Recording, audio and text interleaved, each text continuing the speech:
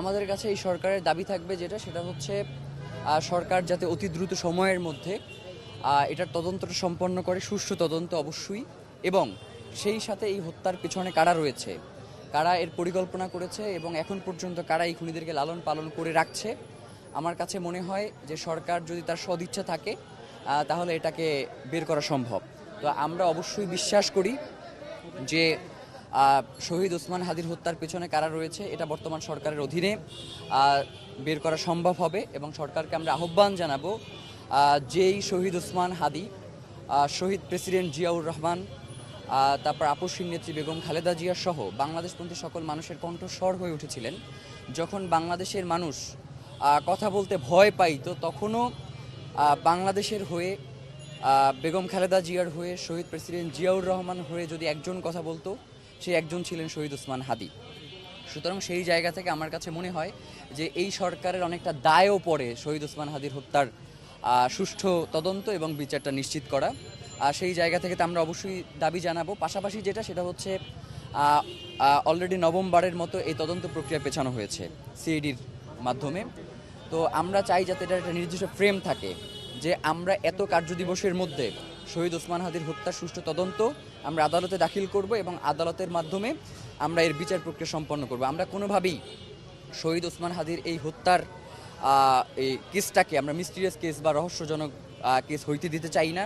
এটাকে কোনোভাবেই সাগররুনি হত্যার কেস হইতে দেয়া যাবে না। বাংলাদেশে বিগত 17 বছর যেই বিচারহীনতার যেই সংস্কৃতি ছিল, শহীদ ওসমান হাদির হত্যার বিচারের মধ্য দিয়ে আমাদের বাংলাদেশে বিচারের সংস্কৃতি চালু করা সম্ভব হবে, এবং শহীদ ওসমান হাদির হত্যার বিচার নিশ্চিত হলেই বাংলাদেশের মানুষ অন্তত আশা পাবে যে তাকেও যদি কেউ মেরে ফেলে তাহলে অন্তত তার বিচারটুকু এই রাষ্ট্র নিশ্চিত করবে। সেই জায়গা থেকে হলেও শহীদ ওসমান হাদির হত্যার বিচার নিশ্চিত করতে হবে। এইটা একদম রীতিমতো হচ্ছে শব্দের বিদ্বেষ। যেমন আপনি ধরেন যে ভাষার যে আন্দোলনটা হয়েছে 1947 সালে তমুদ্দিন মজলিসের মাধ্যমে সর্বপ্রথম আপনার হচ্ছে বাংলা ভাষার জন্য একটা বড় ধরনের আন্দোলনের প্রক্রিয়া শুরু হয়, এবং যেটা 1952 সালে এসে আমাদের শহীদদের আত্মত্যাগের মধ্য দিয়ে বাস্তবায়িত হয়। এখন এই যে তমুদ্দিন মজলিস নামে যে সংগঠনটা রয়েছে, এই তমুদ্দিন মজলিসের কোন শব্দটা আসলে বাংলা শব্দ?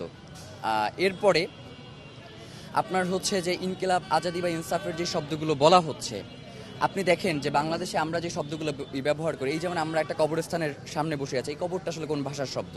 আবার এইখানে যে হচ্ছে কাফন লেখা আছে, কাফন, এই কাফনটা আসলে কোন ভাষার শব্দ? এই যে মূলত তারা আসলে হয়েছে কি নির্দিষ্ট কিছু শব্দের প্রতি তার বিদ্বেষ রয়েছে। পৃথিবীর প্রত্যেকটা ভাষা সে অন্যান্য ভাষার সংমিশ্রণে স্বয়ংসম্পূর্ণ হয়ে উঠেছে। এমনকি বাংলা ভাষাও পৃথিবীর বিভিন্ন ভাষার মধ্য দিয়ে তিনি স্বয়ংসম্পূর্ণ হয়ে উঠেছে। এখানে বিভিন্ন ভাষার শব্দ রয়েছে। যেমন আপনি যে ক্যামেরাটা আমার দিকে তাক করে রয়েছেন, এই ক্যামেরাটা বাংলা শব্দ না তো, কিন্তু এইটা অটোমেটিক বাংলা শব্দ হয়ে গেছে। আবার এই মাইক্রোফোনটা যে ধরে আছেন, এটা তো বাংলা শব্দ না, কিন্তু এটা এখন বাংলা শব্দ।